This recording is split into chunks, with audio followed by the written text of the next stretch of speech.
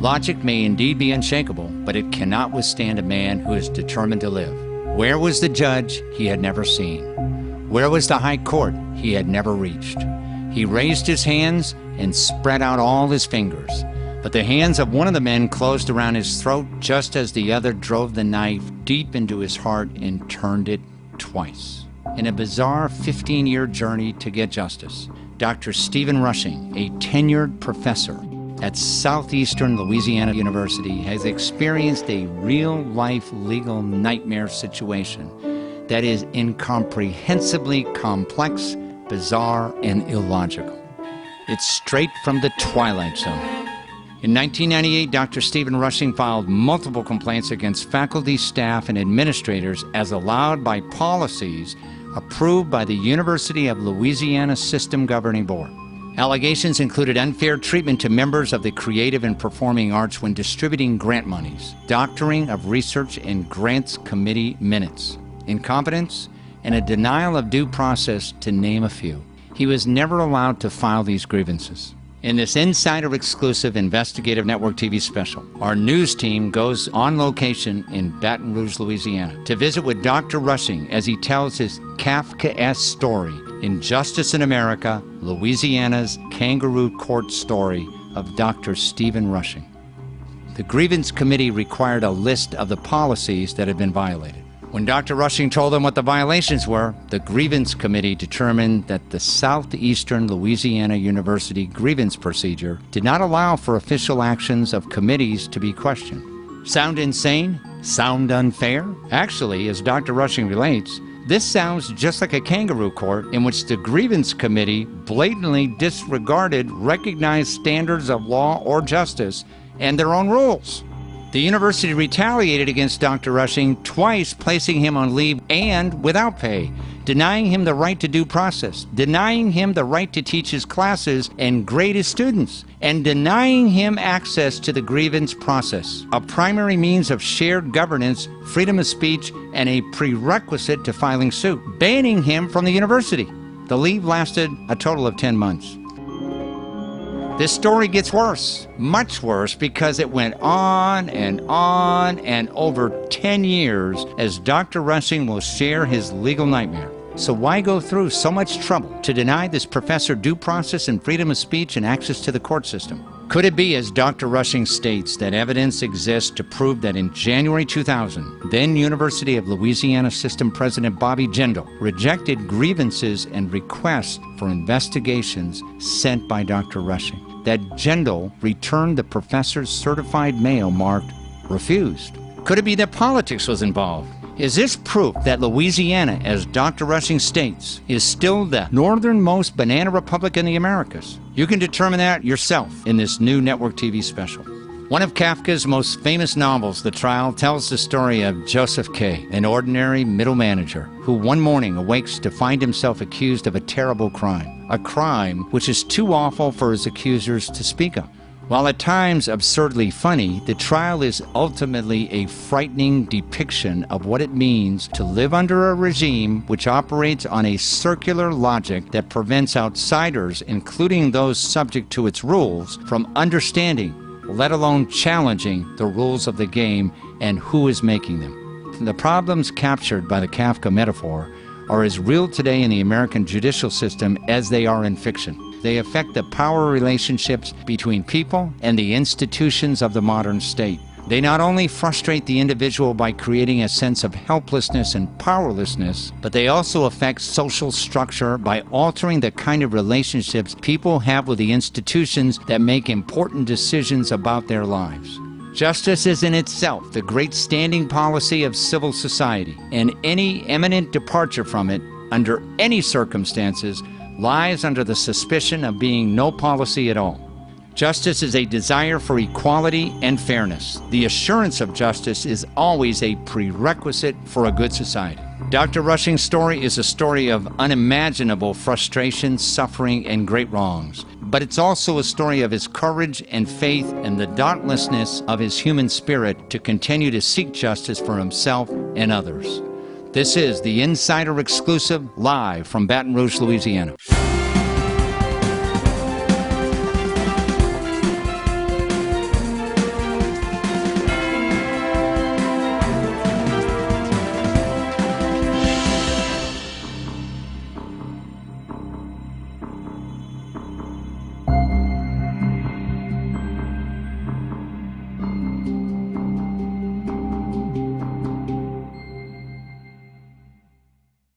It's my great pleasure to introduce Dr. Stephen Rushing to the show. Welcome to the show, Steve. It's great to be here. Tell our audience a little bit about you. Well, I'm a professor of vocal arts at Southeastern Louisiana University, tenured several years, just recently received my promotion to full professor. I'm an interpreter of language arts. I interpret French, Italian, German poetry, along with the music that accompanies that, and also the body language that accompanies that. By the way, congratulations on your full professorship. Thank you. Okay. Thank you very much. That wasn't in the notes that they gave us, but, you know, congratulations on it. Thank you. Now, the reason we're here today is since 1998, you've had some issues with the administration at your school. Tell our audience exactly, kind of in a short, brief fashion, how this whole thing started and how it escalated and what's happened to you. Well, at the time, in 1998, I was serving on two committees. One was the Research and Grants Committee at the university level, and also the Grievance Committee. And I discovered through various sources, including my own experience, that the Research and Grants Committee was not distributing money equitably among the faculty. And in fact, those of us in the creative and performing arts were not getting our fair share. And you wanted more, naturally. Well, I wanted more, and I wanted more from my own colleagues. I just thought it was the fair thing to do. And when I was denied funds, and I discovered that several of my faculty members had been denied funds for just totally arbitrary reasons, I pursued a complaint against the committee. Now, in the denial of funds, what impact does that have on your department exactly? What impact did it have? Well, if our faculty members are not granted the funds that allow them to engage in research and creative activities, perhaps they're not able to take advantage of that activity, which may lead to tenure or promotion or their general well-being, and also how it reflects on their teaching. So what did you do? You filed a grievance. I filed what would be the beginnings of a grievance, actually. Right. It was an informal complaint.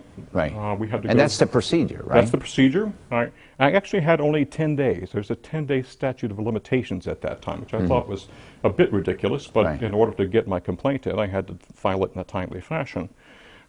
So I did this, and as time went on, I discovered that there were other issues that came into play. I started to gather information about the activities of the committee and found that there was an entire year of minutes that was missing from their deliberations, that some of their minutes did not reflect the facts as to when they met. Sometimes they met without a quorum, and their minutes suddenly reflected that they did meet with a quorum. And you needed these minutes because you wanted to see how they made their decisions. Exactly, that's correct. Right? Yes. Okay. So with a full year of minutes missing and the question of are you treating our faculty correctly in the arts, it started to look a little suspect. Okay. And what happened after you officially filed grievances? Well, as a matter of fact, I never actually got to file that formal grievance. The committee at that time, the grievance committee, decided that, one, I couldn't question the decisions of the committee.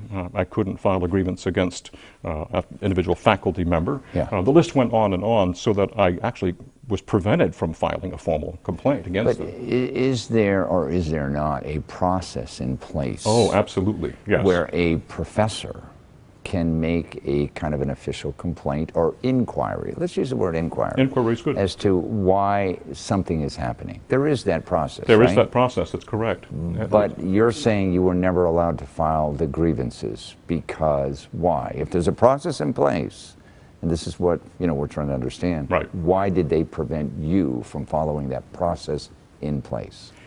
I believe they prevented me from doing that because the circumstances and the evidence that I had was simply too embarrassing for public So how did they refuse your grievances?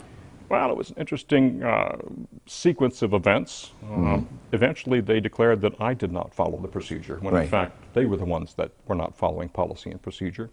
I advanced that to other levels, meaning the provost and other people in higher ranks that were consistent with the procedure. And one of them currently is the governor of Louisiana, right? That's correct. Bobby Jindal. Bobby Jindal was president of the University of Louisiana system at the time, and you were to advance your complaints to the board level. Yeah, you kept going to a higher level. Higher level. Yeah. And that complaint needs to be sent directly to the president. And when I sent that complaint to Bobby Jindal, I actually got that back in the mail marked refused. It was a certified correspondence. And my attorney was baffled. He said, in my 22 years, I've never known of a state entity to refuse certified mail. What was the reason why they refused it?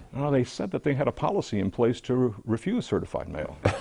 And, yeah, I know. This is amazing. And that policy actually was extant only long enough to actually refuse my certified mail. Yeah, it really was amazing. You couldn't get any answers by working within the system. You went outside the system. I went outside the system. You filed a lawsuit. I filed a lawsuit. To get the same information that they wouldn't release, right? Exactly. What happened? Well, I filed a lawsuit in state court and really didn't find any justice that I found, especially at the state level. I was not surprised by that, knowing perhaps the history of our governance system in Louisiana. And the trial judge basically dismissed it on summary judgment. And the Court of Appeals did the same thing. They added to the record facts that were not even part of the record to justify their decision. Right. We appealed to the state Supreme Court. They denied a writ, and then eventually appealed to the Supreme Court and was denied. Yeah. Now, I want to make it very clear, as we talked before the show, that you're speaking on behalf of yourself and your experience. You're not speaking on behalf of your employer. This is correct. I am speaking on behalf of me as a citizen, and I do not speak on behalf of the university. And the reason you're speaking on behalf of yourself is not just because of yourself, but other professors and other people in the academic world at the university who don't have the same freedom of speech, who are not allowed to follow the process that's in place. And later we are going to have a couple of your colleagues here with us who can support that statement. But what has this been, how has it impacted your career? It's an incredible negative impact on my career. One, it's been difficult to work in an environment where you can't trust the people that you work for. I mean, that's number one. And I think that in any business, in any organization, you would like to be able to know that you could trust your superiors, at least to follow the rules that have been put in place that manage you. There's another dimension, too, which involves some of the retaliation, but... what was some of the retaliation? Well, you were put on a leave of absence, I was put on a leave of absence. Actually, I was removed from the university and told not to appear. Allegedly because of my performance in the classroom and that I was a threat. But not fired, no, just put on a leave of absence. Without pay, I understand. Eventually without pay. It became nominal without pay, but nonetheless, the president at the time did declare that I was on leave without pay. And that in itself, I would say a total of probably 10 months I was on leave while I was investigated by the university for all kinds of things. Now, finally, you have been promoted, you have been awarded full professorship, correct? Yes. Congratulations. The purpose of doing this show was to demonstrate to other folks out there that are in similar situations, they do have these rights, right? Yes, they do. Guaranteed by the Constitution? Yes. Guaranteed by procedures that are in place in the academic world at universities, right? Share with our audience what you've learned through this whole experience. Well, what I've learned is that our judicial system does not protect the rights of our faculty on campuses. We are a unique body. We're a body that's responsible for discovering and revealing the truth for the sake of the common good, for the people. And when that responsibility is obstructed, the consequences of that to society are extremely detrimental. If we can't actually work as a body that has the freedom to discuss most anything within the domain of the academy, then our speech is going to be so corrupted and so quashed that we simply cannot serve society in the fashions that we have been dedicated to. And we've been told to do this by the administration. The academy is a different kind of environment, and we need to have the academic freedom to do research, to teach, and also to serve. Today we're fortunate to have with us two of your colleagues. Yes. Dr. Kevin Cope, correct? And also an attorney that you're very familiar with, Dan Cannon, right? We're going to have them on in a minute. Please tell us who they are and what they do. Well, Kevin Cope is the Faculty Senate President at Louisiana State University. He is also a leader among the faculty statewide.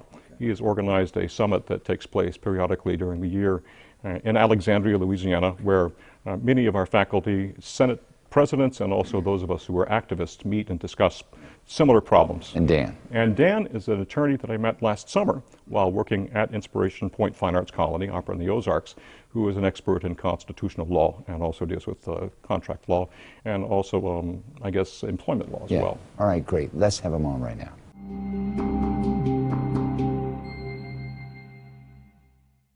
It is my great pleasure to introduce Dan Cannon and Kevin Cope to the show. Welcome to the show, guys. Thank you very much. Thank you, Steve.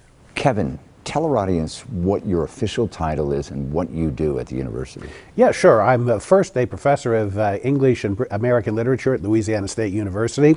I'm the president of the Faculty Senate at LSU, also the president of the Louisiana State System Council of Faculty Advisors, and finally I'm the head of the Louisiana Statewide Colleagues Collaborative, a group that holds a summit meeting of faculty governance leaders every quarter in Alexandria. Wow, that's a lot of things you do. Too many titles. And Dan? A lot more simple. I'm a civil rights lawyer based out of Louisville, Kentucky, but I have represented students and faculty members in university cases nationwide. Now, you're both here because you're both a very integral part of Steve's case, knowing full well exactly what went on with him.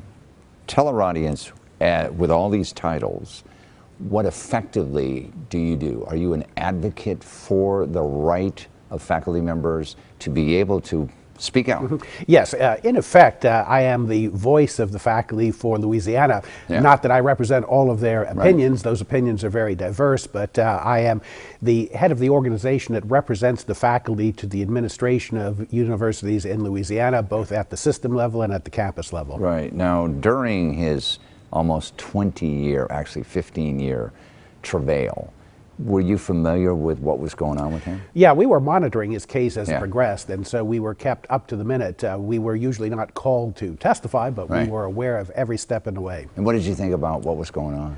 Well, I think that what's most important about his case is the public needs to understand that the universities require a certain degree of regulation with regard to freedom of speech. In other words, if a colleague is not allowed, as Stephen has told us, to examine ideas, it is in effect a waste of the public's money because the universities are not able to do what they ought to do, which is to investigate the full sweep of knowledge. When you saw what was happening with him, you obviously thought that it was probably not such a good idea. It was wrong, correct?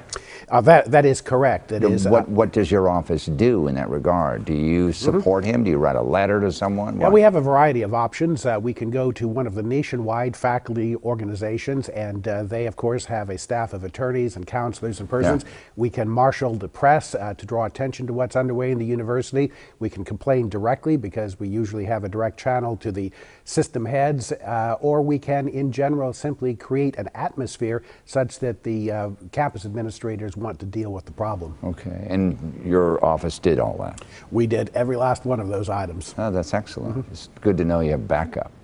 This is a kind of a case, Dan, which you as a plaintiff's lawyer, representing the little guy, right, would look at it on the surface and say, my God, what's going on here, right? Yes, sir. And unfortunately, what Dr. Rushing has described is indicative of the overall situation that a lot of public employees face in the United States. It's not just university professors, but I would say that the problem with regard to university faculty members is particularly acute, and that's because over the last few decades, lots of university administrators have figured out how to sort of game the system, in a manner of speaking, in a way that ensures that federal courts will rubber stamp any action that they take. And why is that? Money behind it? There's a lot of reasons for it, and I suppose it varies region to region. Yeah. But you know, the reason is sort of a dual effort between the universities themselves and the federal courts. So the last time you've had any kind of favorable federal court decision regarding a professor that's in Dr. Rushing's position is 1972. So they've had 40 years to figure out, over 40 years now, to figure out how can we structure our system to ensure that it looks like we're giving some modicum of due process, but in fact it's a predetermined outcome. When you watch this from the outside, you got to be flabbergasted that this whole thing happened. Well, the problem is that, you know, federal courts are giving universities very little incentive to clean up their act. Well, I want to thank both of you for being on the show and sharing this insight, because a lot of people don't know that public employees don't have the rights of other people.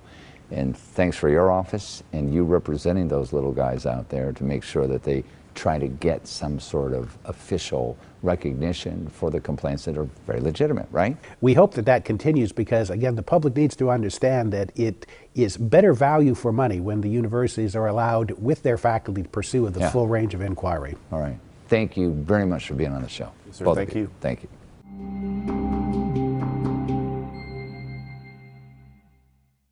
What have you learned that you can share with everyone out there about processes that are in place where you can't use them, you have to go to the court system? What rights do you have and what rights should you have?